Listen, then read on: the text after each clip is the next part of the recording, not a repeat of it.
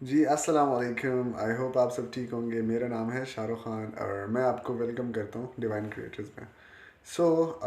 आज के बारे में बात करते हैं कि आज मैंने वीडियो अपलोड नहीं की फिग्मा से रिलेटेड या फिर डिज़ाइन से रिलेटेड, ठीक है। उसमें असल में काम इस तरह हो गया था कि मुझे इस्लामाबाद आना पड़ा, कोई इम्पोर्टेंट काम था। इस वजह से मैं कंटेंट अपलोड नहीं कर पाया। आई होप आप लोगों ने प्रीवियस वीडियोस जो मैंने अपलोड की हुई हैं फिग्मा से रिलेटेड, तो आप लोगों ने उनकी प्रैक्टिस कर ली होगी।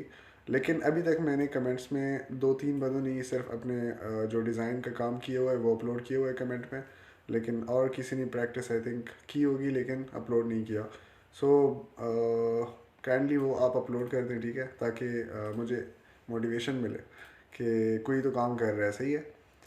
इसके अलावा जो है नेक्स्ट वीडियो इंशाल्लाह कल जैसे ही मैं वापस चला जाऊंगा तो कल रात को अपलोड कर लूँगा क्लास 4 की वीडियो, ठीक है। Thank you so much and have a good day. और सब्सक्राइब ज़रूर करें चैनल को, या अगर ऑलरेडी सब्सक्राइब किया है तो शेयर ज़रूर करें वीडियो। Thank you.